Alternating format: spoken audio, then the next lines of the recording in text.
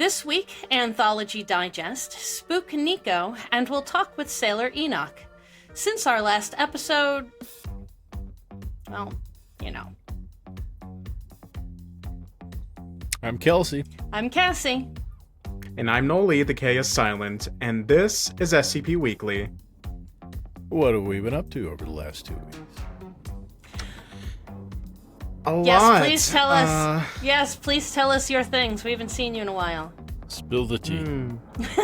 A lot has happened since I've been gone. Since you've been gone. I just did that and tried really hard not to. Sorry. Well, first thing, my shitty roommate finally got kicked out. Hey. Yay. Love to hear it. Love Yeah, to hear. now we don't have to live in fear in our lives in our own home anymore. Yay. Yeah. Saw some of that. What a wild ride that was. Oh yeah. Next one, I got fired. Yeah, that was a How? thing. What? When? Why? Well, Some shit essentially- right here is what it is. yeah, pretty much. But essentially, they kind of saw me as like a weak link, and so because they were hiring other new people, and they're like, I mean, you know, instead of like actually like, okay, you seem to be maybe not understanding a few things, we can still catch you up maybe with some additional training. Instead they're just like, nah, we're just gonna fire you. So yeah, you're just gone.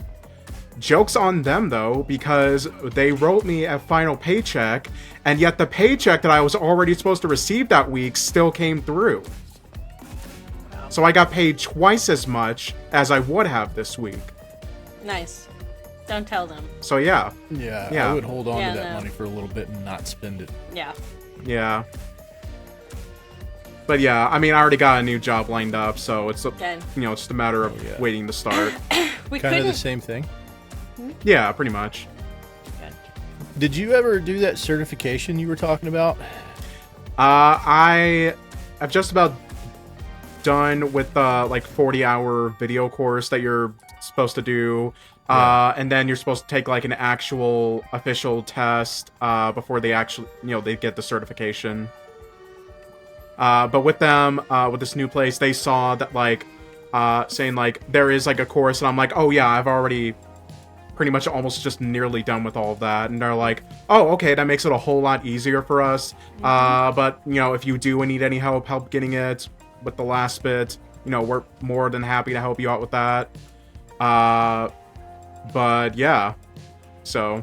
Because if this is something you're passionate about, you can turn this into. This is a career. Yeah. I like to say that at work all the time. Like, I would love to make this into a career, but this is an actual career path you're putting yourself on. And doesn't matter what place decides that they don't want to offer you any additional training, it's not working out. This is a career. This is more, Yeah. there's only more training ahead of you. But as long as you're passionate about it and you want to be doing the training, this is a good thing. This is great. Yeah, pretty much like 2 different places almost immediately offered me a job whenever I got myself like on Indeed the Sweet. day that I was let go. Yep. Yeah. Just because I had RBT experience. Yeah, and that's good. And take whatever experience they're willing to give you and put that in your back pocket as well. Anything they're willing to share with you, because this is not a place you have to stay with forever on your end either. You can always take whatever they're giving you and go, I want to see what's out there that could possibly get me further, or more money, Yeah. or better insurance, or anything like that. This is Yep. And as you Yeah, move but- up in those positions, you move up in that pay scale, and that increases your geographic options as well. Yeah. the more you do, It's is desirability for you too. Yeah. You want them to because fight unlike- over you. Because unlike the last job that I just had, this one actually offers like health benefits. Like you can actually get health insurance and paid days off, unlike the ones, I didn't get whenever I was sick. Not a terrible thing. Goodbye. Despite the fact that they said like, oh, we really appreciate you. You're literally the first one here almost every day. They don't care. When the doors are unlocked. So it's like, no, fuck that. We're not actually gonna help the people that are on the ground, getting shit done. Like, no, we're not gonna waste money on that. We'll certainly spend a shit ton of money, renovating the whole building, but as for actually taking care of the people who get the work done, no, fuck that. Places of employment that actually appreciate you won't have to tell you. You'll see it on your own. You'll see it in the benefits that you're offered, in the way you're given room to grow into a position you haven't held for 25 years, things like that. I'm just a little cranky that we couldn't get you through the rest of this year without needing another goddamn job. We were this fucking close to getting there. I will say though, my now, I guess I should say former team lead, was actually like pretty sad that they decided to, can me. So whenever it was like I was getting my stuff leaving, he was like, helping escort me, and then he pulled me to the side and he's like, hey, just so you know, I don't agree with this whatsoever. So it's like, if you need a recommendation, I'd be more than happy to give you like a glowing recommendation because you've always been super reliable. Nice. Absolutely fantastic. Yeah, love to hear it. Keep that email address to contact them in your back pocket. In several whatever months from now, and you're like, I'm ready to move on from this place, but only because I can and I want to for this other job offer that came up, and you can email them and be like, hey, do you mind writing me a recommendation? I'm shooting upwards for position or some shit. Even next year, you email them for that shit. Fantastic. Anyway, what's up with you guys? Same Went shit. to a Ren Fair. Yeah. Oh, you did. I haven't watched your video yet. Did you have Kitty's fun? first Ren Fair. My first Ren Fair, really. Did you have fun? It was fun. And that really, like, I was like, there's too much going on this weekend. I got shit to do already. But then the main thing that was kind of the stressor was I've got this college assignment that's due today. And I was like, well, I can go to this Ren Fair and get this video assignment done that I need to do. So I went out. Noticed that. Half a day. The whole thing was like 10 to 5, and I think we were there from noon to 4. Nice. Like 4 hours. Nice. So 4 hours of shooting got me a 90-second video. They loved it. I shared it on Facebook and tagged them. Tagged the Ren Fair's page. They loved it. Nice. Cute. Shared it, and so it's kind of taken off a little bit, and then I got it up on the Smooth Cadence Productions, my portfolio YouTube channel, and it's getting a little bit of traction there. So there was a guy, the costume contest. So this weekend, it's heroes and villains. And so you don't see, there's the typical Ren Fair costumes, but there's also a lot of superheroes, supervillains. The winner of the contest was Jareth, the Goblin King from Labyrinth. Yeah. And I got a really good shot of them while I was just standing waiting for the costume contest just to get a shot of the stage. And I turned and looked over my shoulder, and Jareth, the Goblin King, was standing there. I was like, holy shit, dude, that's an amazing costume. Can I get... Yeah. Watch the video. Homie understood the assignment. I mean, and is hero or is villain? I don't know. Yes. Is yes. Is yes. I think Jareth counts as a villain if you really break it down. But I mean, that's what I'm saying. Counts as a hero to some of us. Yeah. Counts as I would absolutely leave that baby and go be your fucking partner for the rest of forever. Yes. Yeah, and I don't know if I caught it in the shot for anybody that wants to watch it, but the costume was complete, if you know what I mean. Oh my. Gonna check that out. It was the complete thing. I love it. Was outside also of a that- paid actor. Yeah. Got his own line in the credit. Doors open ahead of David Bowie. Yeah. It's so funny. So that was a fun time. It was a very fun time. Good music, good food. Got the the obligatory turkey leg. Yes, of Did all course. the things. I do gotta say, I didn't know there was a fair going on in Delaware at the moment, but what I appreciate is how these Ren fairs they have to work hard to plan on not having their weekends on the same fucking weekend. Because I'm like, Well, New York Sterling, the New York Renaissance Festival in Sterling, that's not running this time of year. And it made me realize for a second, I'm like, I don't know of any fair that runs when New York Renaissance Fair is fucking running. We're going to one in Chicago. I think next year I'm going to meet up with some friends, and theirs is in like July, which is gonna suck. But it's Chicago. They're up, right? So maybe won't suck nearly as much. But then the Delaware's is now. That's pretty great. Yeah, so they don't have to do as much coordinating as you might think, because regionally it's typically like the same troop. There's a circuit. I have that friends that travels and does travel it. the country, but I wasn't sure if there's got to be some kind of These coordination guys- that is established when you decide to open a national fair. These guys are the same ones yeah. that are doing the PA Ren fairs. There's a big one in Eastern Maryland that they do. Cool. And honestly, it wouldn't surprise me if they're Southern New York. It was the same. Jersey they're doing. It wouldn't surprise me. I've been to a couple of the lower ones. I know the St. Louis one was going on in the beginning of October too, so that kind of overlaps with New York. But I'm guessing like Midwest does whatever there's probably a different don't care group of folks. And that one of the things I highlighted in the video I made was that I think this is the second year for the Delaware Ren Fair. This year they sold 12,000 tickets before the gates even opened. Yep, it's Delaware. It's not far from here. That's 4 times the total attendance of last year's Delaware Ren Fair. Yeah. Last year they had 3,000 in attendance. This year they pre-sold 12,000 tickets. Yeah, so it was big. It was nice. The parking was great. It was convenient. There wasn't a lot of there was no hassle getting in and out. It was really very easy. All the vendors took all the kinds of payments that you can take, whether cash or card or whatever. I was surprised that because it's way out in a very, very rural section of Delaware. The only downside, it was right next to a shooting range.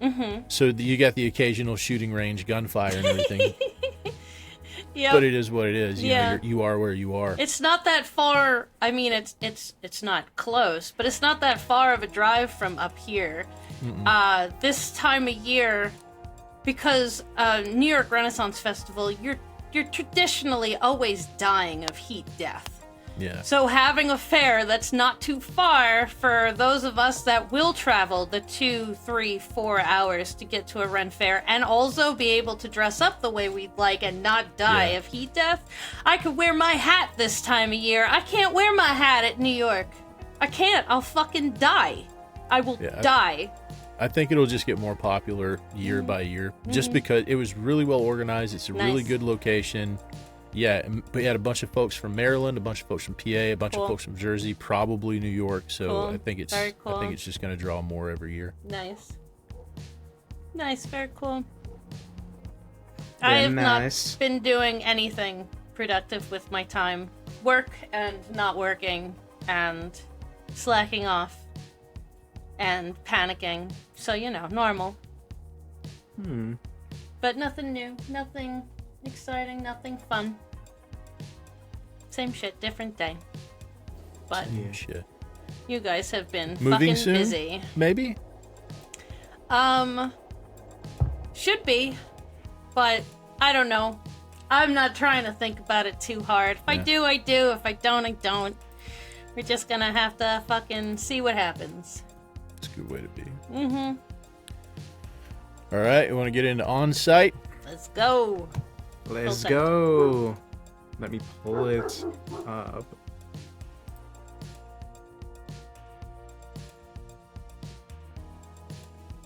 Oh, can you guys still hear me? Yeah. Yeah. Oh, okay. For some reason it just got quiet. We shut up so you could breathe. Yeah, Well, I'm sorry, okay? I mean, fucking... God damn it. Okay. Let me...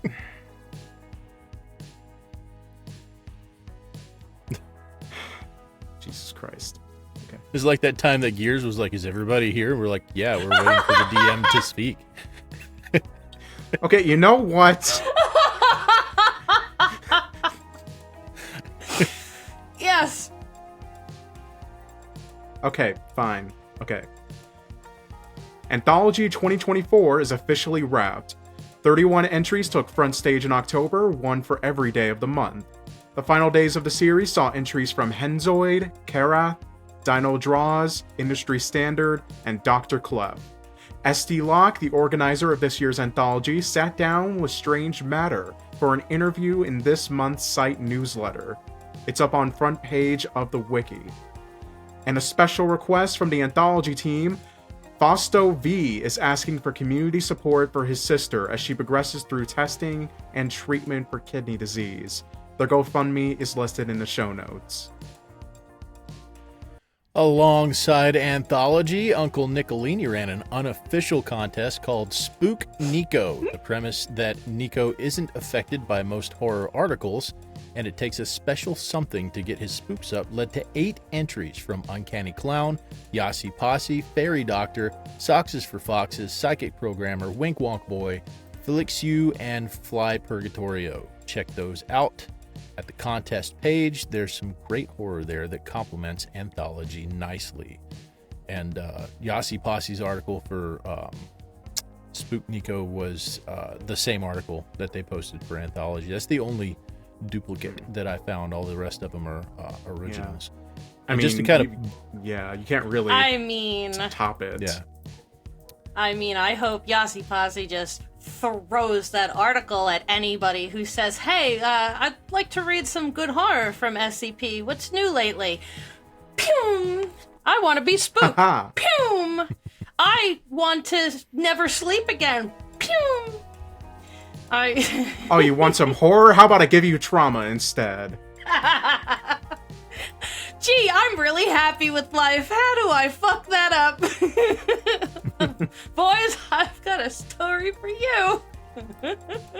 And to cap off on-site news, the O5 forums have been quiet for the last 7 days. I reached out to a couple of staff members just to find out. And yeah, no, nothing significant is going on with site policy or really in the disciplinary threads or anything like that. It's just been a quiet week for site staff, which good for them. They need a quiet week. It has been busy for a long time. It's been quiet for how many days? Nothing really? 7 days per week. I don't know what anybody could possibly be preoccupied with, but these things happen. Since our last episode, there have been 39 new SCP articles and 27 new tales. Do you guys have any favorites? You usually do. Yeah, I've got 2 of them. SCP-3246, Henzoid's Anthology article, which was the Halloween article. SD Locke reserved that slot for the one that scared them the most, and this one is pretty frightening. It's called Nyctophobia Blind Rapture, SCP-8147. I'm not going to give away any spoilers. Go read it. It's a great article. You can do it in probably about 10, maybe 15 minutes. SCP-8824, She Can't Say No to Toujours by Soxes for Foxes. This one was a Creep Nico or a Spook Nico article. A really good short article. Takes on the trope of weird ass perfume commercials. It's anomalous, weird perfume commercials, and it's horror, and it's great. Check out SCP-8824 by Soxes for Foxes. And since I was gone last episode, I wasn't able to give my favorites for the anthology that we had so far. But now that it's over, let me just, you know what? Reclaim your time, what, Cassie? Nolan. Reclaim I'm your reclaiming time. my time. That's why I shaved off the mustache. I'm reclaiming my time. I'm here for it. Let's go. Tell us all about the things. Yeah, so these are my top 3, not in any particular order. But the first one was the very first of the anthology, SCP-8066 Phobophobia, The Only Thing to Fear, by friend of the show, Montague ETC. Is that Fear of Fears? Yes. Yeah, phobophobia Nice. is the fear of fears. That's so And for cool. yeah, because for those who haven't read it, it essentially centers it kind of around SCP 2006, which is the anomaly that is able to shapeshift and, is obsessed with fear and can transform into people's greatest fears. But the Foundation keeps it under wrap by making it believe that humans are terrified by the most, idiotic, like, low-tier horror movies. Yeah, 1950s and B horror. Yeah, like, constantly showing him these movies, and just having it believe that, oh, that's what they're afraid of, because he's constantly, like, morphs itself into, like, these 50s monsters and everything, and always tries to, like, jump scare by, like, popping out.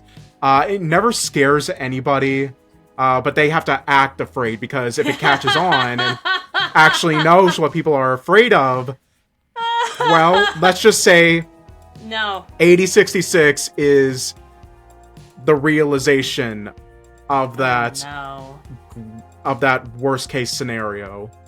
Oh, dear. Because 2006, for some reason, its anomalous qualities just go inert. Like, it just takes the form of this, woman, and it can't shapeshift anymore. It's stuck in that form. And it realizes for the first time that it is afraid, but nobody knows of what exactly. And whatever's going on, it's affecting other anomalies as well. For some reason, it terrifies SCP-106, the old man, so much that it's constantly in a crying fetal position in itself. I was gonna ask because it shapeshifts. If it shapeshifted into something like the old man, would it get his powers? Seems like it. Does it don't gain know. powers of, like, if it really decided to be scary, does it also obtain the powers of that thing it's trying to emulate as an actual fear? Like, was that worst case scenario type of shit? I don't know for sure, but the old man is afraid. And if the old man is terrified, shit is going down. I know what the old man is afraid of. He's afraid of being in a dark room with a tiny red light. But and cannons. Yeah, it. But yeah, it. But yeah, 8066 was a fantastic start to Anthology, and it quickly hit my favorites list. Second was SCP-8654, Acrophobia, Up is Down, by Lizard Wizard. This was kind of a unique article, in my opinion, because the whole main anomaly is that gravity essentially is flipped upside down for all animals living on Earth, including humans. So literally, you're just going up. Gravity is just like pulling you to space. So you can imagine a shitload of people died the first day. And the article is essentially showing how the Foundation's trying to lead what remains of humanity into like this sort of new normal, making civilizations that are underground, because, if they're underground, they can't exactly shoot up straight into space. And things not necessarily going well. Humanity endures, they live on, but there isn't really a way to reverse what's happened. And they can't exactly use SCP-2000 because you can guess why. But I enjoyed it because it just seems like a story where the ending isn't necessarily like, oh, the day is saved, everything goes back to normal. It's just, no, there is no going back. This is the new normal. This has to be the new normal. We don't have a choice. The only way we can go through is forward. It's essentially having to face the horror, but still trying to find a way to move forward with it. Is it just the Earth's gravity that's affected, or all gravity everywhere?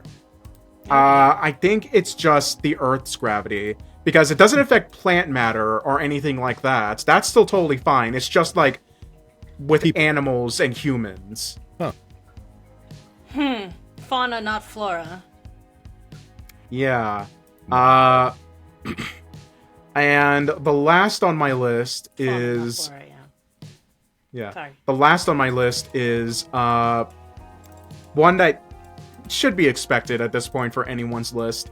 SCP-8980, Ergophobia Without Regards by Yasi Posse. Not doing it. You can't make me. I don't... Not doing it. Can't make me. I haven't read it. Give me a know. summary. For once, I'm gonna ask for a summary because I'm not doing it. You can't make me. Let's go. I don't How do you sum this up? know In the words of Nolan. what I can say if you let me talk. Oh, I'm sorry. It's okay. I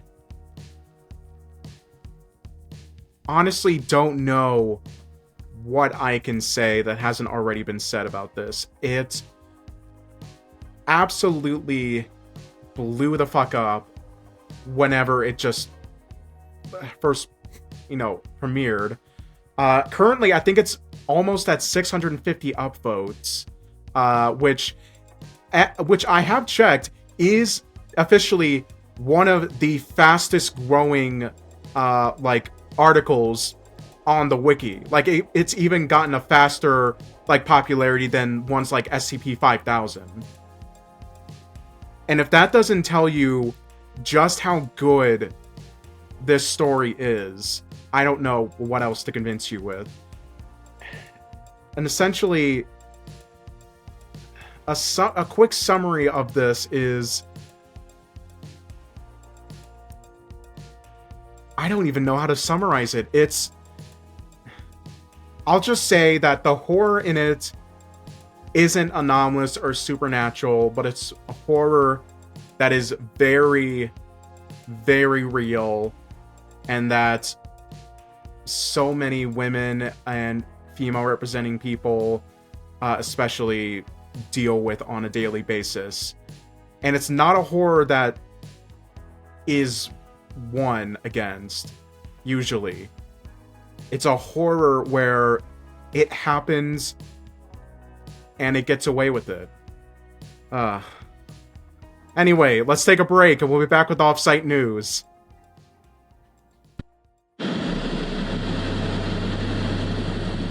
Come in. 15, are you receiving?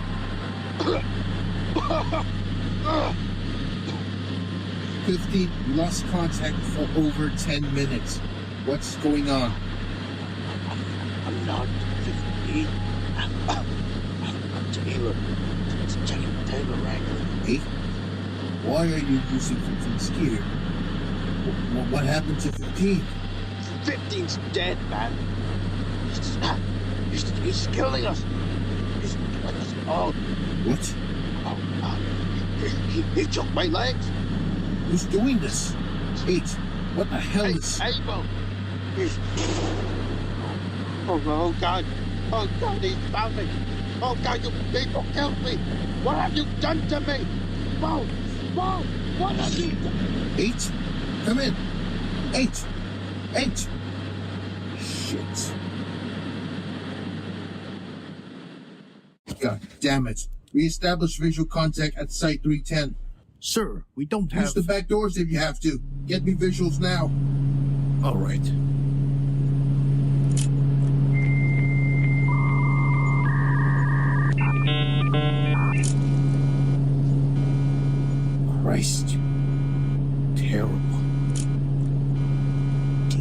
God, who could have done this?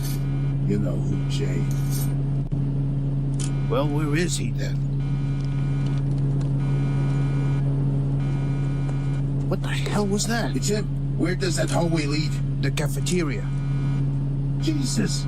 What the fuck does he want? Sir, I'm pulling up the site layouts. I think based on his movement, he's heading for the control room. What? He's trying to activate the warheads? Sir, we're gonna have to do it. We need to activate Protocol Beta 1, the neurotoxins. No. Oh, no. There has to be another. There are 3 dozen Keeters contained at that site. There are over 200 personnel working there. It floods the entire building. They're already dead, Kane. They're gonna die along with the rest of the world if we don't do this.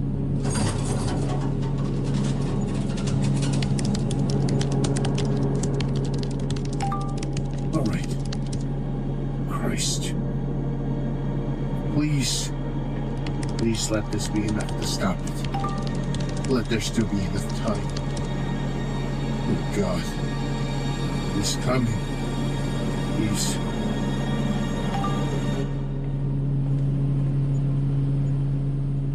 Wait, what the fuck? Sir, the activation code!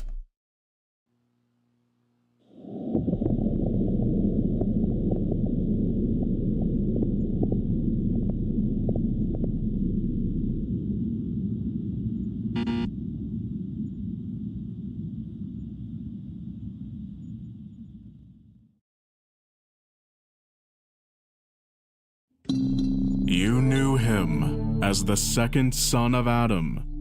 You knew him as General Bo's weapon of mass destruction. You knew him as O76-2, the murdered murderer. But have you ever known him as a plushie?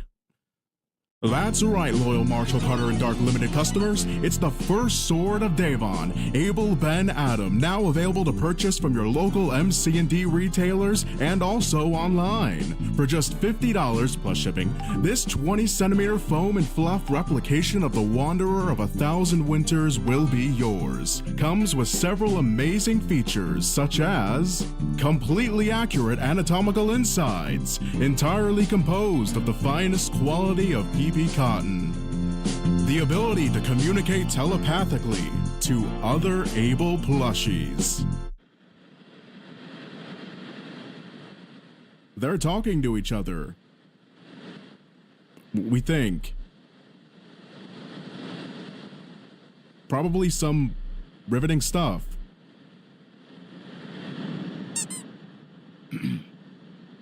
And last but not least, removable clothing for any tasteful, artistic endeavors. Get your hands on the sexiest murder hobo that Anomalous Tumblr has to offer. Just go to this link. Remember, pre-orders are available until November 7th, and product is expected to be shipped out by winter 2025. Buy now. Please, they're...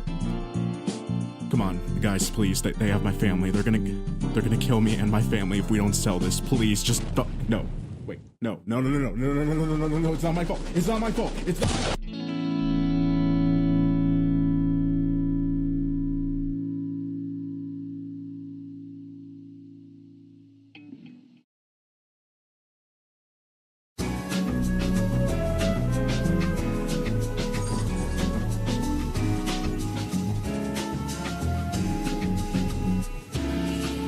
There you have it, folks. That was the latest ad featuring the Marshall Carter Dark limited time only trademark patent pending Able plushie line of products. Sickening stuff. Now, my guest here today, I'm sure, is one you'll recognize.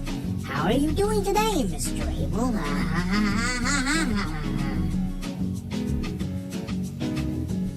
Your silence speaks louder than words. Having somehow been inexplicably transformed into a soft, huggable form sometime during a great Site 310 catastrophe, it hasn't been easy for Abel here. Especially not after Marshall Carter Dark's attempts to mass clone him and profit off of his image. Completely deprived of any royalties and permanently barred from Omega 7, Evil is now essentially... What? What's happening? What's going on? Why is it doing that? Can they do that? He shouldn't be able to? Evil, stop. I said stop. Alright, thank you. Evil is now essentially without hope, and so he is here today to share his sad tale.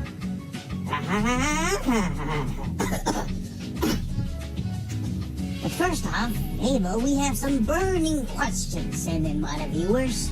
So to start off with our first segment of the day, Q and Abel, Paragon Fan 77 would like to ask, how's your relationship with your father like?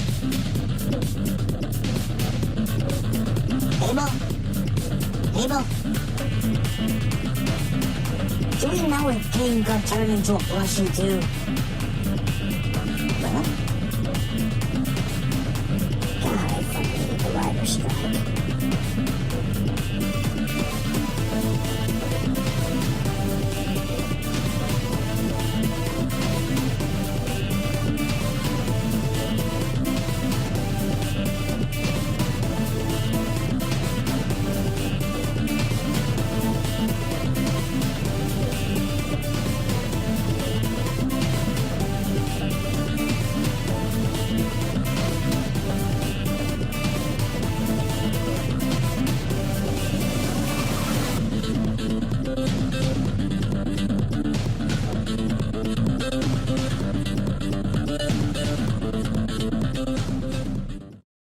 I want this to be my ringtone on my phone. I'm sorry. So, Doug and I have done this item before, and we love it. It's the Confinement Comics Nighttime Bedtime Book and Sticker Set.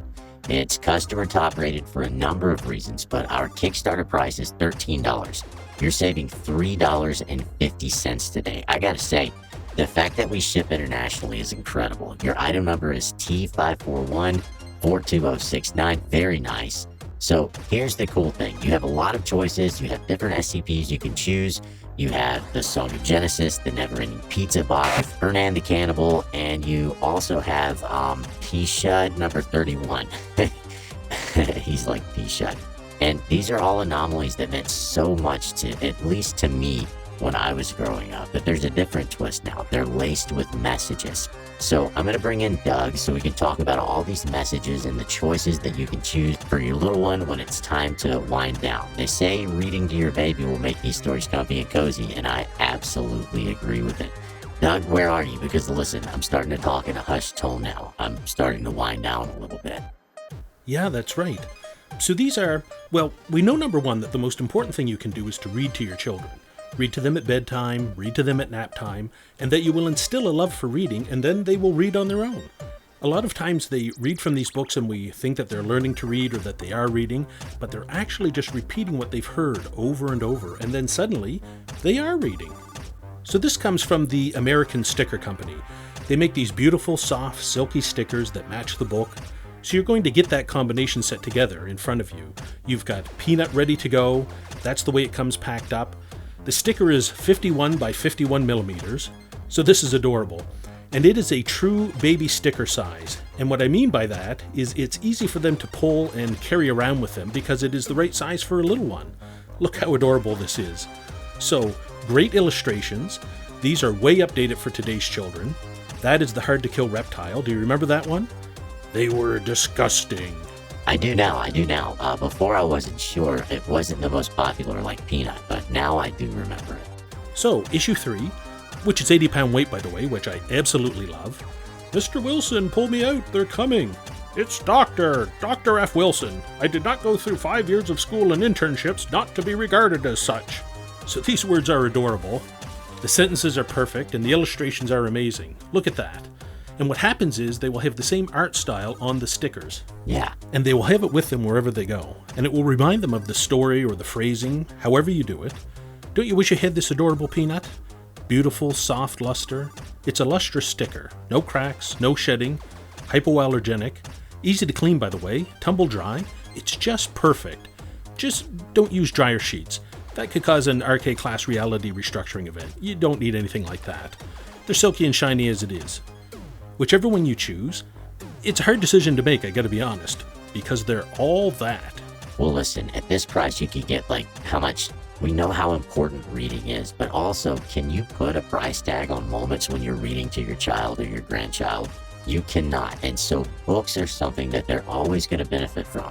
Like, I remember my mom would read for me, it was a Pepper's Ghost Story, and I think it said something like, "Stop reading this and go away, this poem wasn't meant for you," or something like that. I can't even remember, but listen, I'm far from being 3 years old, but I still remember the times when she would read to me, and she said sometimes it would get late and she would say it wrong and I would correct her, still not knowing how to read, but I would correct her, and it's those moments that we look for. And Doug, we talked about two different things. One is we love pairs. I love stickers and books, but I also love the message that's in this. It isn't just about reading, it's about never giving up and all the other messages that are laced into each of these stories. That's right. And you know what? These are customer top rated. When people get these home, they absolutely love them. They just love the stickers, the smooth and silkiness. They love the real book. They love the messaging. So it's just about whatever one you choose. So many people will remember so many of these choices. Again, which one is the most difficult decision you have to make? So many choices, and I'll give them to you again. Fine dining. Connor turns into a log in this one. And 31 meatball subs and counting. It's the Confinement Comics Nighttime Bedtime Book and Sticker Set. Pre-sale price $13 per issue. That's a savings of $3.50. Thank you so much, Doug. I can't wait to read every one of these. And friends, for all of those that love existential bedtime horror stories for the look. Thanks to our sponsor, ASMR by Dado. Dado is breaking to new and excitement, venturing with calm, soothing sound of Dado voice on popular web internet platform What for Video and the Sound, featuring box, towel, and also hamster. Yes, Dado is say the word and put you to sleep. It is like medicine for ears. If you like this content, then hit the subscribe button and turn on notifications for the channel. If you're watching on YouTube, that's what the algorithm likes. It would really help us get the word out about what's going on in the SCP community. If you want to support us beyond that, you can sponsor the show at patreon.com/scpweekly for as little as $2 a month. I meant to say something earlier about you breaking out your unredacted yet somehow ASMR voice for the reading of that. Did I? No, I meant to say something about you reading it as if it was ASMR. Dado is breaking to new and excitement venturings.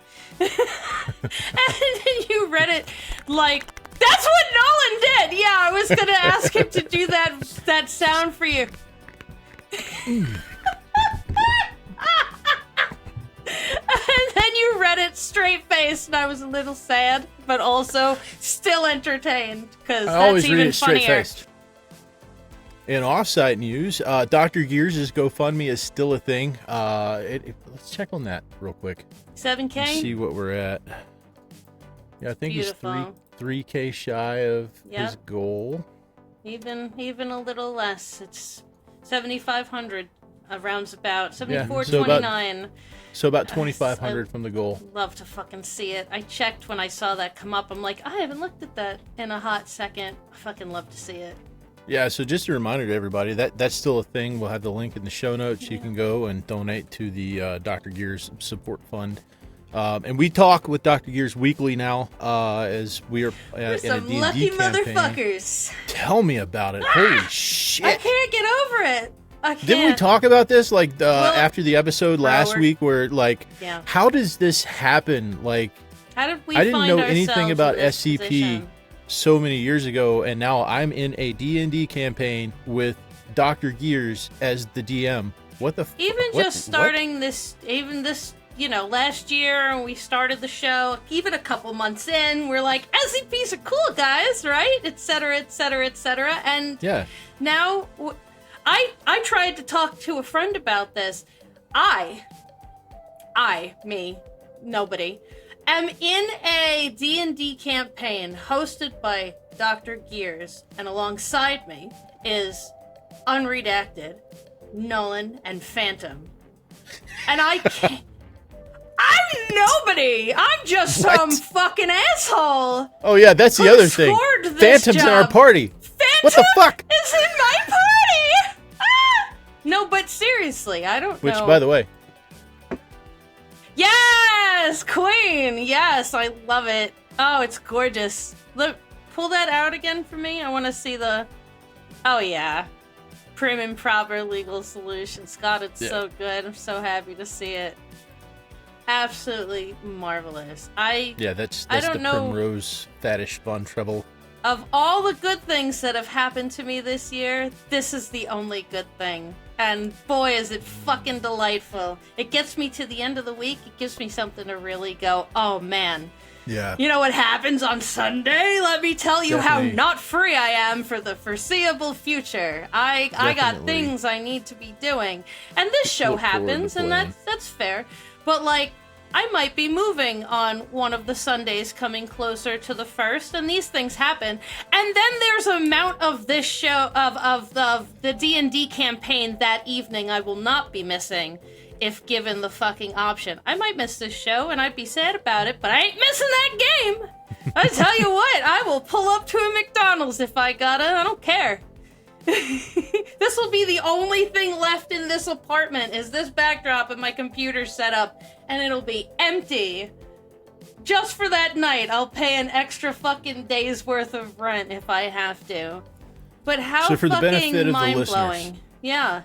For the benefit of the listeners who may not be caught up with the campaign, what do we have going on? Let's give them a little synopsis. Oh, God. Kelsey, you keep all the notes. I just live here. Is that my official job in the party? You and Fantem keep all the notes. She keeps keepers. in character notes, and you keep like the Kuzuma watches. And I always mean to try, and I always fail. All right, so the basis is, we had session zeros, and each of our characters got individually recruited by this maybe vampire, but really super powerful, super rich, very well politically connected Draven fellow. He sent us to stay in the Blind Pig Tavern, and we're hanging out, and he calls us up, says, hey, got the first job for you, sends us out to go down into a dungeon, which was some rock that had maybe fallen from the sky or maybe come up from underground. We don't know. Rock.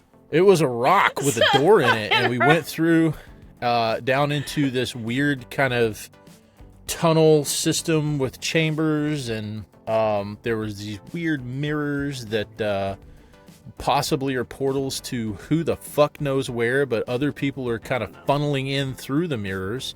Seems like they're one-way maybe travel, and they're getting stuck in this thing, this place. So he sent us in here to go find this book for him, and so our job is retrieve the book. So we get into fight with a couple of different weird-ass monsters, man. There's like a troll, an ogre with a tongue for a head.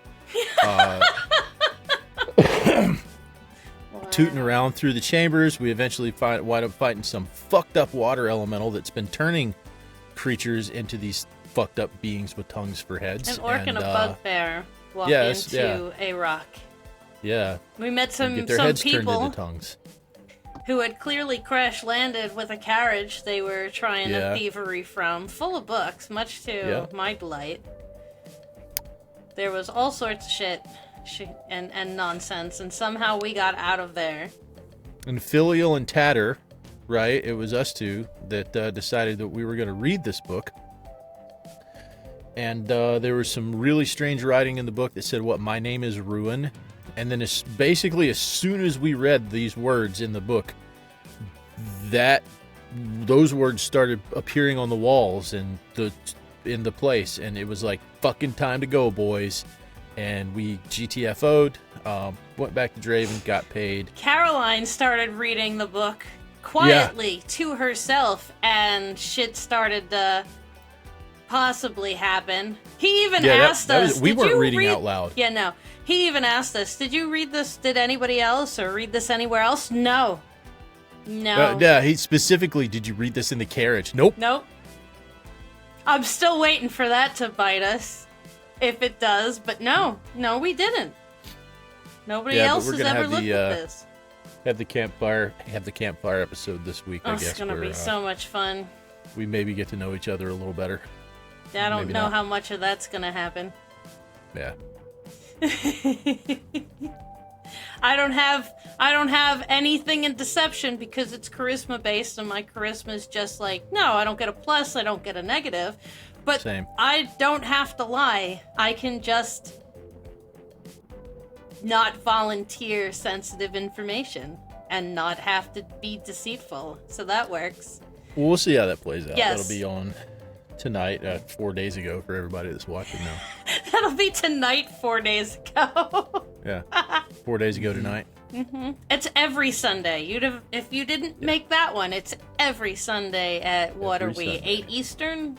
Yeah, and I'm going through the episodes and editing them down to get them onto the YouTube channel eventually. That's not as, this show has to go out, the school projects and everything. So, yeah, they will be there eventually. Glad and we everybody have can go some back and version of last game, too.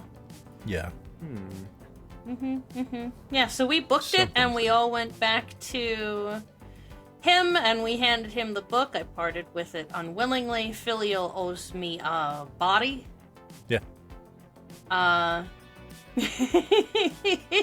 And now we went home, and I almost told the dead on Filial several thousand times. Is that what you were gonna do? Yes, I was.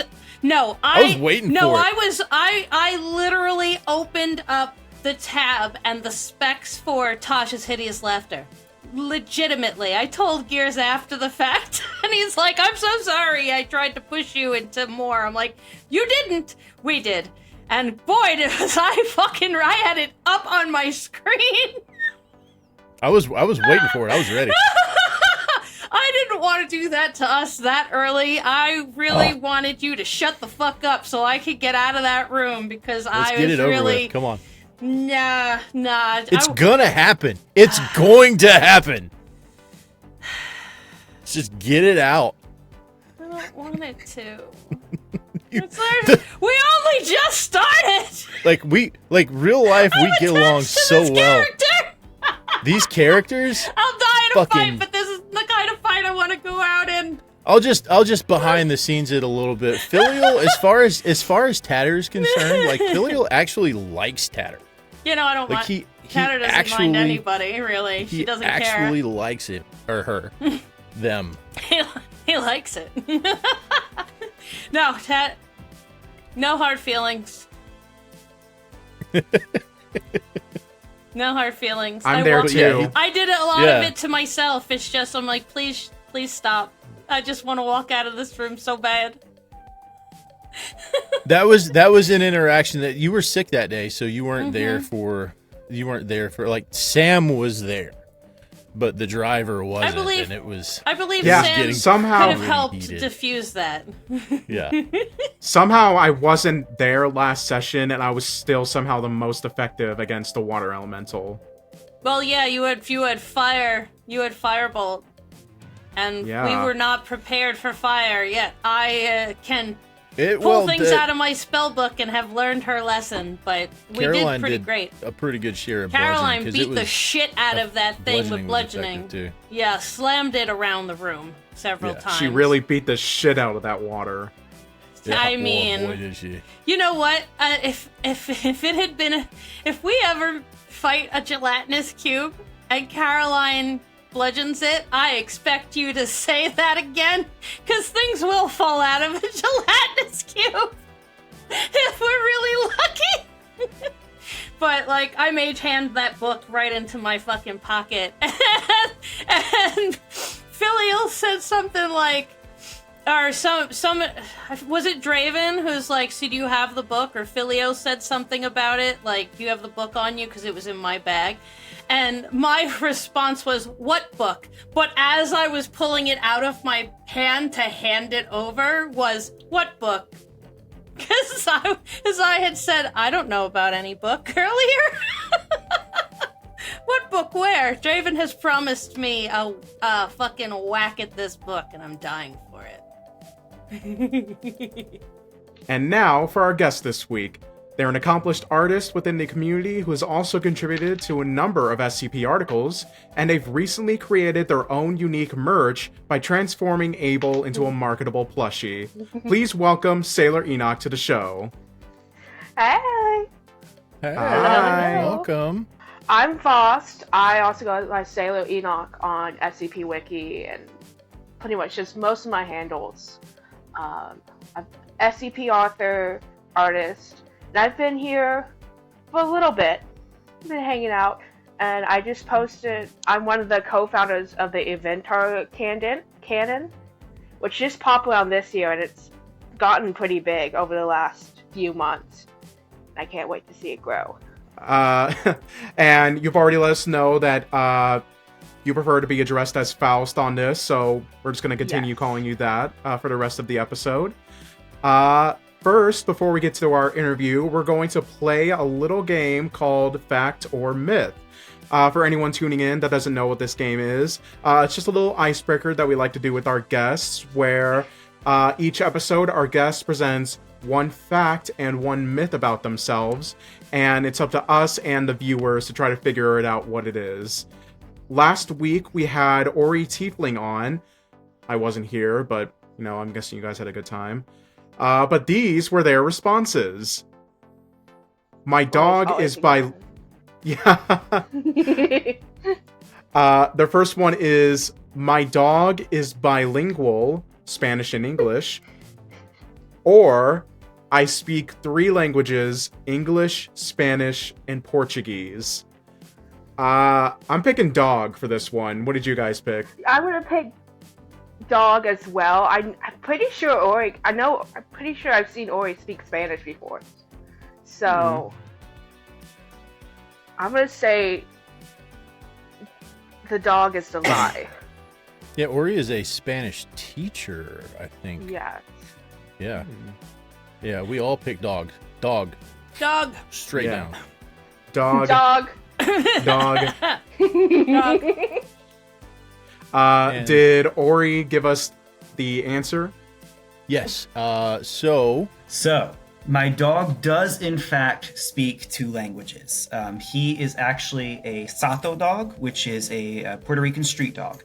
I rescued him from Puerto Rico using a rescue that is sort of local to my area.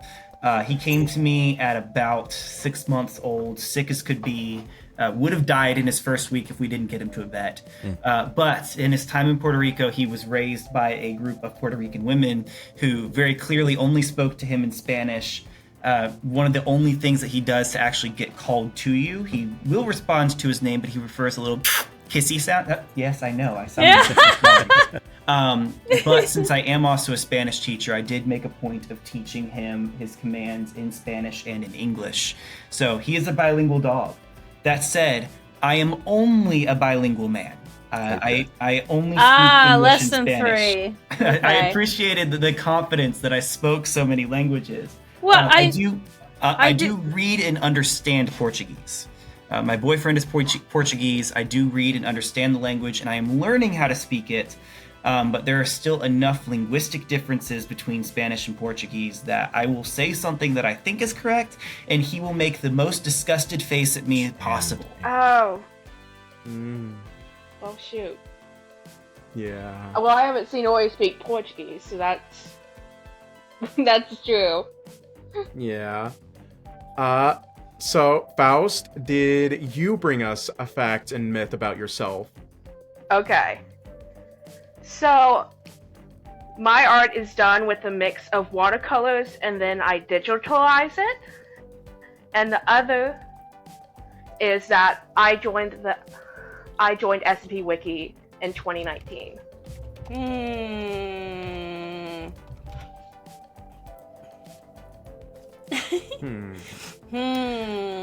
I am gonna go, and we're picking which one is the fact. So,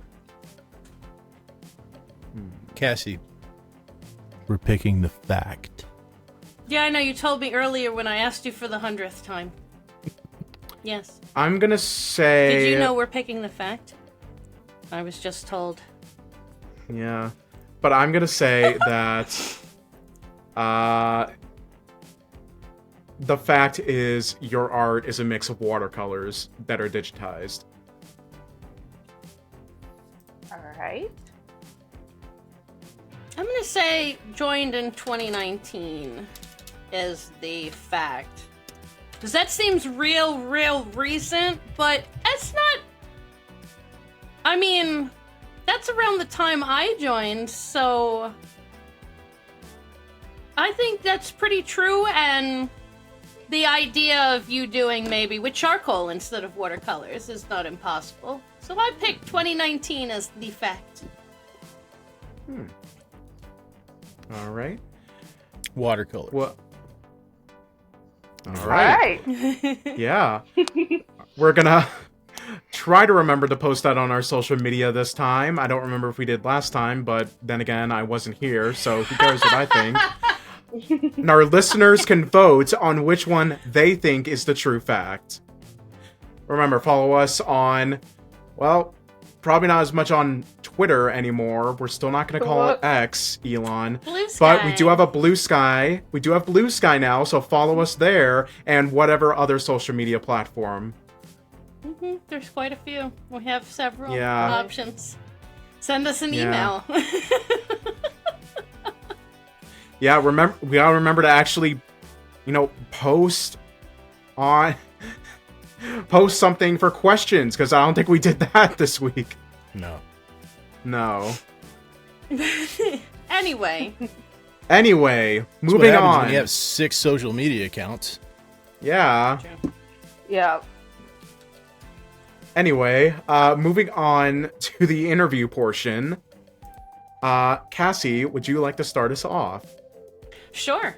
All right. How did you find the wiki? Yes, Nolan, I can read. Thank you. Okay. So, as a kid, I was really into creepypastas. In kind of the very Tumblr way of, like, sexy Jeff the Killer art. That kind of way. I miss Tumblr. Sometimes I that really kind do. of way. And so I eventually found out, like, those very clickbaity Watch Mojo. I wasn't Watch Mojo. It wasn't some sort of top 10 video. Was it Tats like Top? top 10 scariest SCPs. I was probably 5th grade. Oh my. And I just got addicted to watching those. And they would be the same, like, 10 SCPs over and over again. Yep. And then I kind of... over time, I got to the more Tumblr side, where it was very focused on characters. And then later on, I got into Gamers Against Weed, was pretty much my first real gateway into the wiki more. It's not wiki a bad stuff. gateway. It's not a bad introduction. No, it is not. No, it's a lot of fun. No. Yes, and I got very into the queer aspect of it, which helped a lot during the high school years of my life. Yes. So, Love to hear it. I've been here for a while, but I just started writing this year.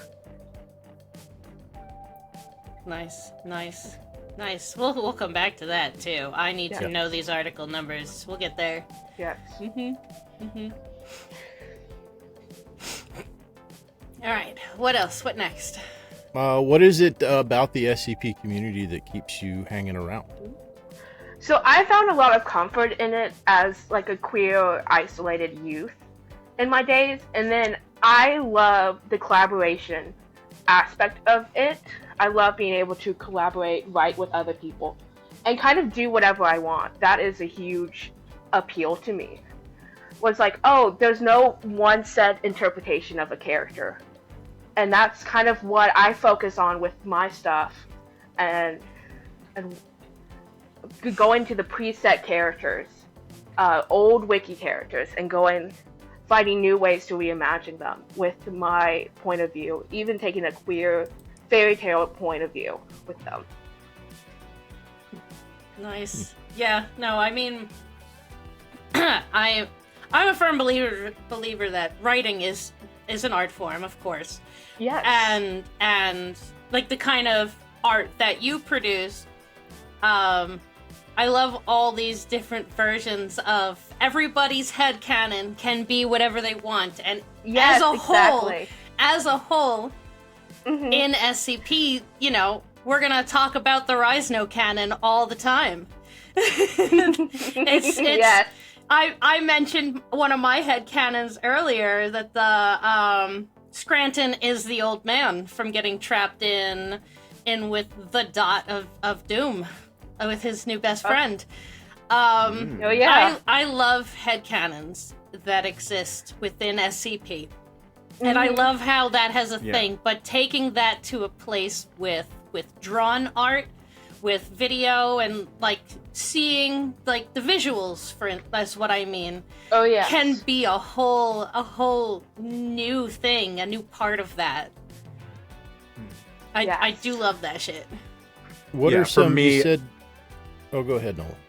I was gonna say, it's like that for me, especially regarding Metaphysician with his canon, regarding sarcasm, because I've also one of the gateways. Yes, yes. Oh my god. But I've talked to Meta so many times about like all the headcanon that's, I'm just gonna call it canon because he created the damn thing. Yeah. For sarcasm that he's never really had the opportunity to write down because, you know, his medical condition kind of, you know, fucks with his creative process. He is, however, working on putting one of those into an article, which is surrounding more about the origins of Grand Carsus Ion. And it's like, I talked to him about it a lot, and I've absolutely loved it. It's just one of my favorite things to talk about, whether it's with him or trying to talk about with other people who are into that shit, you know? Mm-hmm. Oh, absolutely. Ion's one of my favorite characters, and I don't think I have any serious art of Ion. Literally, all my art of Ion is like magical girl or cute anime girl stuff, which is also the fun of it all. Where can I find this magical girl? Fucking art. Oh my god. Yeah. You know, it's like I've always said, the Grand Carcist Ion is the definitive androgynous T-girl, you know? Yeah. You've always said that? I've always said that. Always said that. I've always said that every episode. You can't prove me wrong. That's how we open and closed and mid-shift to this episode. Absolutely. Fun fact, also, Faust, we talked a bit earlier about the D&D campaign that we are in with Dr. Gears. My character in it is directly inspired by Meta's canon for Grand Carcist Ion. Oh, really? Yeah, they're a mind aberrant sorcerer shapeshifter. So it's like the magic that they use is very much flesh-based. I love flesh-based magic. I just think that concept is so cool, and I love how it's portrayed.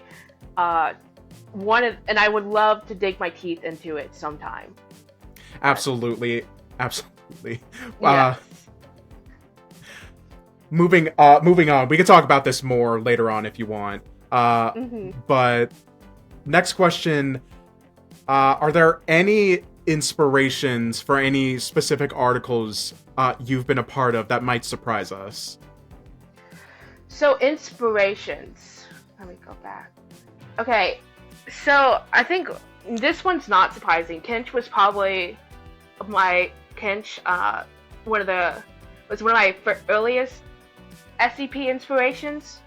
I kind of wear my inspirations on my sleeve. Because what I do is remix fairy tales. So Hans Christian Andersen is a big part of what I do, of what we do, classic literature.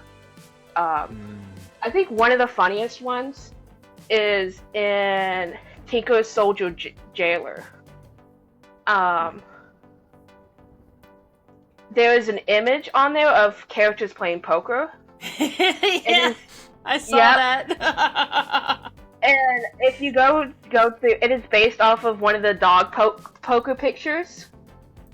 One of those dog poker paintings. Yeah. Yep. Okay. Yeah. Yep. Yeah. I think one of the funniest one. I guess this one's really out there. Clef's design of Inventar is actually based off a character in a series called Drakengard. I don't know if anyone in here knows it. It's pretty obscure, but if you know the Nier series, it is this prequel to that. Yes, and he's based off of the character Kame. Nice. Which is a very weird and obscure reference that nobody.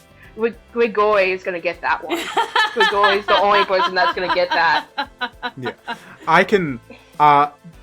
Saying how like reimagined fairy tales are like an inspiration to you, I immediately thought of 8166 Eastward of Eden, because I know you played a significant part in that, especially with the artwork, I'm guessing. Yes. Absolutely love that article. And I, because, like, it immediately drew me to that, because the whole thing almost reads out like you're reading an old fairy tale. But more with the modern dialogue, almost. So yeah, I just wanted to bring that up. I just immediately thought of it whenever you mentioned it. Looking at your art, like I was looking some of it up, and looking at your art makes me feel very Alice in Wonderland-y, but specifically the Tea Party, Mad Hattery type of artwork. I get fucking strong unbirthday Tea Party vibes from your art. They're strong ones. Love to do an Alice in Wonderland inspiration remix. Yes. Yeah. We need to get some writers involved too. That would be fun. Some kind of SCP. Do we not have an Alice in Wonderland SCP remix? That's gotta exist. Well, it's gotta. I can't think of one off the top of my head. I can't ever think of one. I think the closest SCP has come is like 4000 in the sort of the Fey realm. I think that's as close as it comes. I think if that's as close, we've got room that I'm really surprised nobody's fallen through a looking glass and met a fucking cat and a caterpillar and some crazy bitches and a mouse in a teacup type of shit. I'm really surprised. Ooh, you need to do us some art. That has definitely been on. Yeah. Kind of on the board. Love it. And see where my darts land.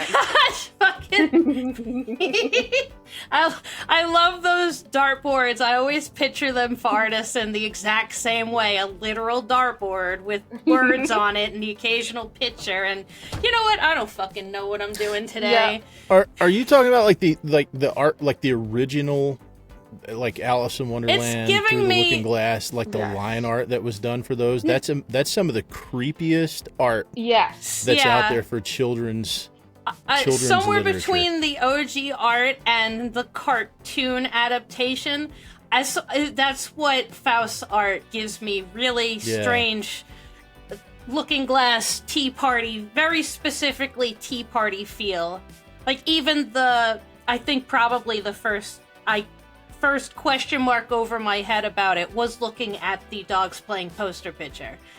I don't know where I got that from, but serious vibes. Yeah. Mm-hmm. One of the inspirations for specifically 8166 was old Hans Christian Andersen illustrations. Yeah. With that line work, intricate line work, especially from the early 1900s. That makes sense. I love it. I admittedly didn't know your art as yours before getting ready for this, and now I'm glad I've been exposed to it. I look forward to seeing your name pop up more in... I love the articles with art. I mean, heaven, God, everybody on this planet knows by now how much I love Fantem and Possum. I really love the way art works so fucking well with these articles. I'm always delighted for actual real artwork and not... I love a basic picture of an asylum in the background in the top corner of the article, but I love hand-drawn art I've never seen before on a new article. It's just very singular. I love your combination of line work and shading. Thank you. I really like the way you combine those two. Thank you. It's been kind of different. I've kind of shifted to more a traditional feel and look over time, rather than kind of more anime-esque. Which is where everybody's... I love it. I fucking love everybody. I don't dislike art usually, but I am happy to see you not anime-ish. Your artwork is very much... like Possums, very much not the same as I'm used to seeing, especially now. And it's good. It's not bad artwork we're surrounded by, but I love that fucking fresh, nobody draws like this. And this is very artist-specifically tagged, because that's like your handwriting is your art style. It's your signature. Oh, yeah. All right. What's your... What were you gonna say? Sorry, I was gonna say, like, to cap it off like that. It's sort of like, why am I blanking on his? Who is similar to? Yeah, well, I was gonna compare it to like one other artist. I don't know why I'm blanking on his fucking.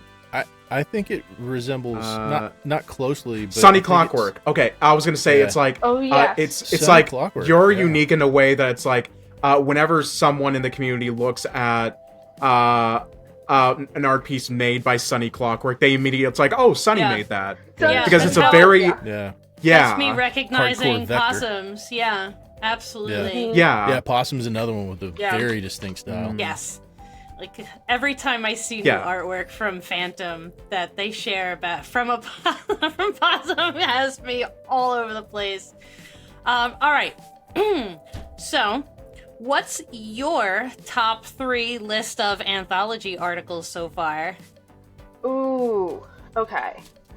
So, like, of course, Yossi's is, like, number 1. That one blew me away. Nice. I got fucking sick to my stomach by the time I was finished reading it. Very awful in every way possible.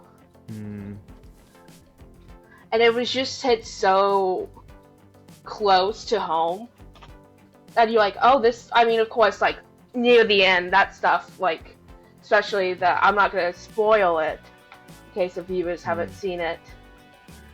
But near the end, of course, that didn't happen. But it was just wow. And I really hope to see more articles like that, with that, like, foundational horror within the foundation. Nice. Yeah, very cool. I talked about it a little bit earlier. From what I saw, it's actually probably one of the fastest growing articles ever on the wiki, like even surpassing... That was crazy! Even surpassing 5,000's growth.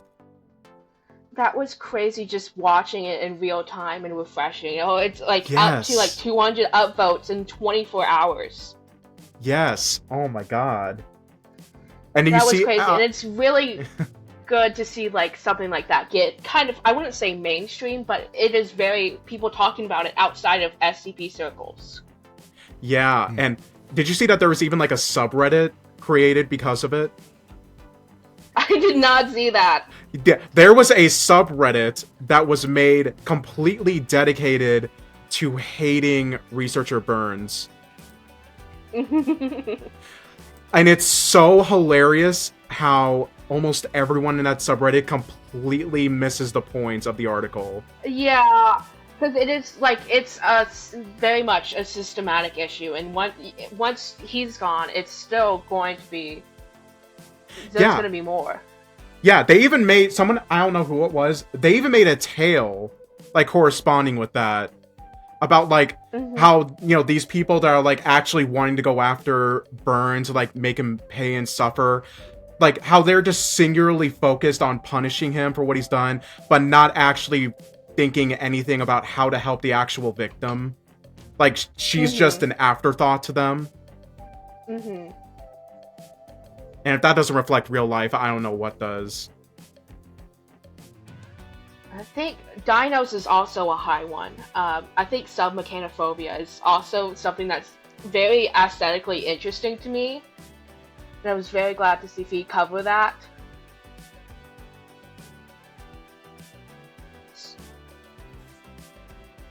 What else? You got any more? And then I think I'm trying to think of, I think Jay Dunes I liked. I always liked Jay Dunes' work. But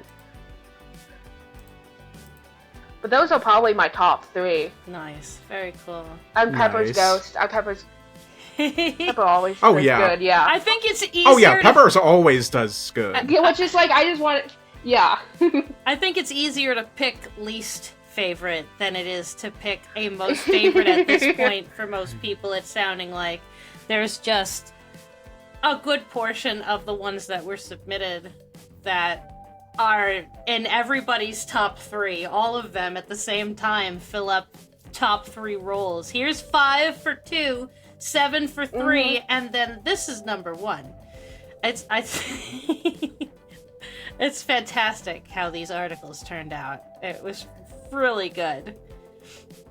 Yes. It was, I think it had a little bit of a slow start this year, but as once it picked up, it really picked up. Yeah, I would say that like the immediate start to it with like Montague's article really did a good job setting the tone.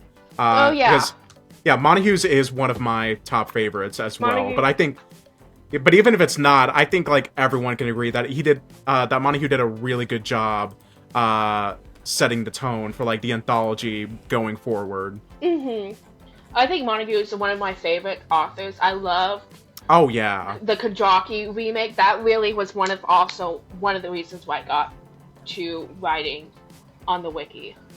Yeah, their canon that they've been developing with like by doing like the remix of Cain and Abel. That one was so good. I did. Yeah, and then Cain and then the remix they did of like the Red Pool. Yeah, I can't wait to see what they do going forward with that. Yes, I completely agree. I completely forgot Montague was one of the first ones. It's been 10 days. How am I supposed to remember all this? To be fair, a lot has happened in the past 10 days. So... Nothing. We don't need to get into it. Just, it's been exhausting. I know. Yeah. Yep. So, is there anything on the wiki or off that you would like to plug today? Okay, I have plushies. Yay! Yay! I am starting a plushie business. Ooh. It's going to be a little bit different. I have Abel out. He's just got ordered yesterday. Pre-orders are closed right now. Nice. However, I will have extras. Cool. By the time I get them. So that is very exciting, and I plan on doing more plushie releases. When Nolan first told us about the plushie, I need it, but as an autistic, can't have it unless I have Cain and Abel. Just having one, with the possibility of things happen. There might never be the other. I can't do it. I just can't do it. Yeah. But I look forward to being able to. That's gonna be a fucking day. And I recorded what was basically the commercial for it. Yes, you did. But originally, Cain was supposed to come out with Abel, and then I found out how expensive it was. Yeah. And I was like, oh, maybe not. Maybe not at this time. Maybe not. Speaking of that commercial, can you send an MP4 copy Yes. of that ad, and Yes. I can dial it into the show so we can run it at halftime? Yes, Awesome. I can. Yes, I can. That'd be great. I'll throw it in. Yes, I can't. I can. I can. No, yes. No. Oh, sure I can. Aha. Wink, wink. Oh, the Inventor Hub is almost at 100 upvotes. It is at 96. And I did all the art for that, and Nice. also some of the fun stuff. Nice. So go upvote it and let's get it to 100. Yes. Nice. Yes. I need to add, I like the tree I did. The tree was kind of I wouldn't say last minute, it was kind of an extra bonus thing I wasn't planning on doing on there. Bonus tree. Bonus tree. Bonus tree. Now that the interview is done, do we have any mail? We don't have anything from the twits, but from our inbox, which we didn't get email from or a tweet from last week. We were very worried about Phyrexian Hollow, considering they were on a camping trip surrounded by bears and stuff in North Dakota. So the campsite, hey everybody, so the campsite I was at had a fire ban, which was awesome. No campfire to tell spooky tales at. The campsite was nice, next to a river with no neighbors playing music at all hours of the night. Got to hang out with my wife and a friend of ours. Was super fun, except I hadn't chilled with the wife for like 2 weeks, so that made me chillin' one of the days reading The House of Leaves, kind of melancholic. The bears were fine. Cassie, since bears aren't native to North Dakota, well, at least bear animals aren't native. Other than that, glad to hear everyone is doing well. Question: if an SCP movie were to be made, how would you approach it? I think something like Creepshow or Twilight Zone, the movie, would be a novel approach to get as many SCPs in as possible. Fucking Though Twilight maybe a Zone. focus on a single SCP would be better. To get a more fleshed out story would be better. I don't know. I lick rocks for fun. Thanks. Hollow. Fucking. P.S. 90% of these emails are typed on my phone. So Hollow, I'll go first. Since this is something that I'm planning this is what to you do. Yeah, let's I go. have a 13 episode anthology written, an SCP anthology to be made into a series of short films. They have a connecting thread through them, and they're sort of bookended with the first and last episode being around sort of the same characters, different stories, same characters type deal. But that's how I am approaching it as an anthology. I think SCP, this is me. I grew up, Rod, people ask the question, if you could sit down and have lunch with any historical figure, Rod Serling is the person I would choose. Yeah. Like over You wanna Alfred talk Hitchcock, about fucking over Stanley Kubrick. filming, I would, directing, television, Yes. ideas that this man storytelling, gave us. period. Storytelling. Rod Serling, Alfred Hitchcock did it better on screen. Stanley Kubrick did it better on screen. Rod Serling told far more stories than they did. And before some of these ideas even existed for what kind of movie do I want to make? What kind of monster do I want to have? The episode with the painter and the sun. And she's painting the sun closer and closer and further away, and it's getting colder, it's getting hotter, it's getting hotter. That one and that doll that the father brings home. Mm-hmm. When I was like 6 or 7, I had the chicken pox or something. I was really sick, so they let me stay up until 10 or 11 o'clock at night, which was a big deal. And my stepfather comes downstairs, and I'm on the couch, and I'm like, oh, can I finish this episode before going to bed? He's like, sure, it's that episode. So we grab my stuff, we go to my room. My room is at the attic. It's the top floor of the whole entire house. So we get to the foot of my stairs, and he goes, oh, I just remembered you have all those porcelain dolls in your room. I hope they don't come alive. And goes to fucking walk off to go to his own room. Bye. He slept on the couch for a week because my mother was so mad. And I grew up She kept me in bed by Well, convincing... yeah, your mom was mad, but she was giving you horror books. That's what for- I was going to say. She kept me in bed at night by convincing me Freddy Krueger lived under my bed. That's how she kept me in it. And I screamed and cried so much, and he got in trouble because I had to sleep. She's like, as long as she has to sleep in our bedroom, you're not allowed to sleep in it. She was pissed. But SCP is a Twilight Zone. That would be fucking fascinating. We can get a million movies, but a TV show that is nothing for me as far as books. No movies can ever encapsulate a book properly for me. Like, I understand what they did with the Dark Tower movie. I completely understand it. I'm not unhappy with it because I know what they're doing. I know where this story leads. I know what the story is about. But the Dark Tower is a television show? Jesus fucking Christ. They could do it justice. They could give us literally book for book. You can't put a Stephen King movie together. You need a TV show. But SCP is a Twilight Zone? God, that would go on forever. That would be forever. 45 minutes with commercials, make it an hour break. Woo, boy. Yep. This is what Kelsey does in his free time. He works harder. He works fucking harder. I work very hard. Yep. Toward that goal, toward the goal. Oh of man, being that's able gonna to be do so that cool. And, provide that for the community and highlight some of the talent in the community, the authors, the people that are putting these ideas out there. Very, very, very hard. Yeah, I fucking love it. I love this shit. What do you think, Nolan? Pretty much agreed, same. I think SCP would only work as an anthology series. Nice. Faust, how do you think? Okay. How would you approach it? Yeah, you Yeah.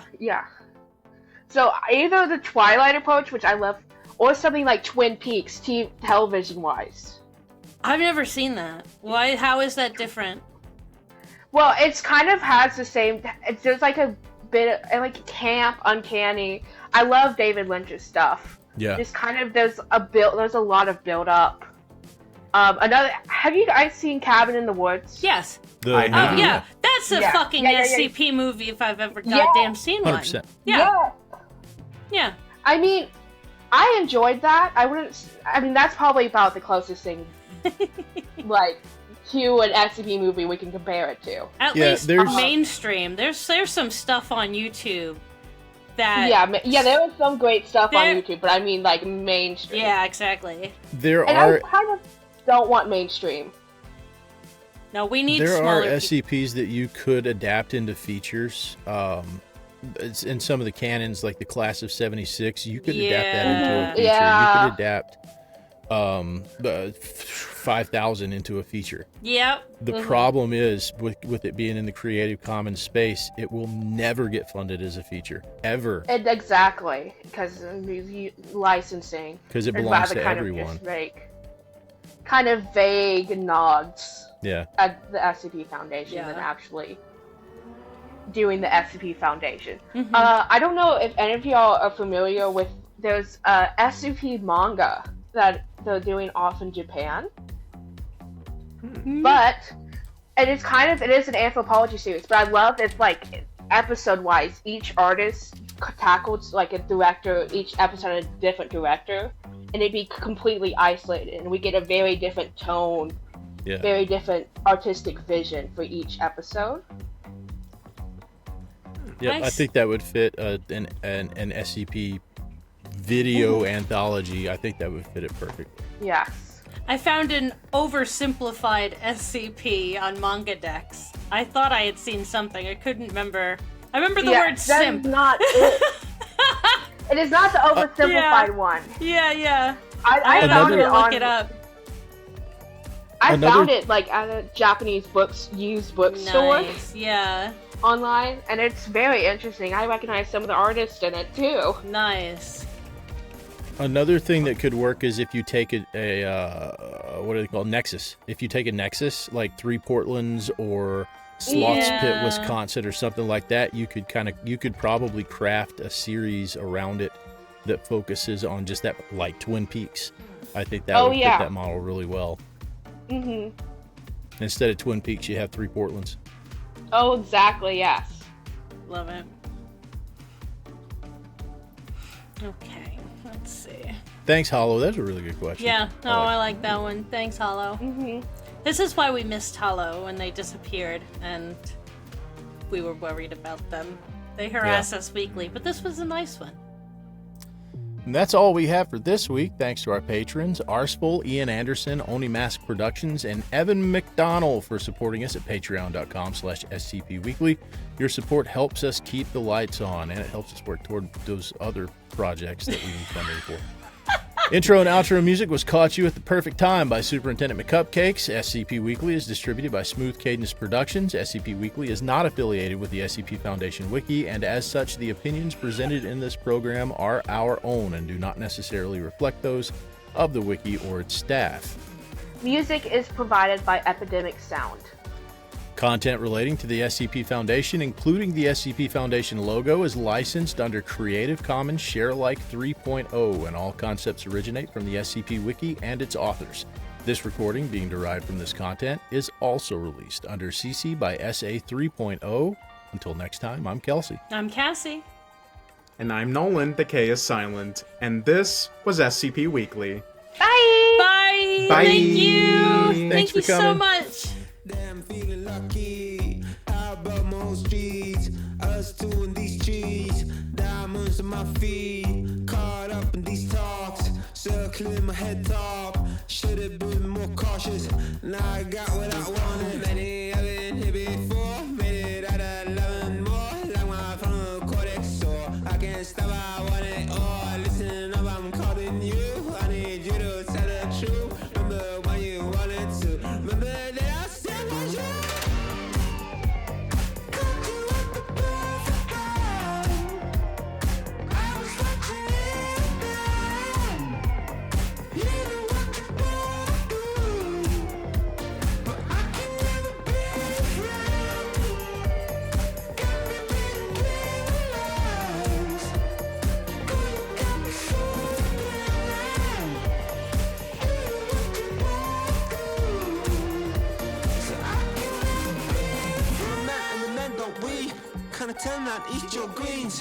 When you fight, but you do real clean. Then you come to the bed and you love real dirty. It's everybody sweater drops, you're real keen. Bring it, let me get your juiciest piece. Can't remember when I had the same please. The shops of the club never had no boundaries. How's it gonna be? You wanna eat these centipedes? Where we gonna go? You're gonna need these calories. Giving me a treat to refill these batteries. Then you only them on your knees. There's no way to dream. Ooh, it's sneaking up on you. There's nothing you can do.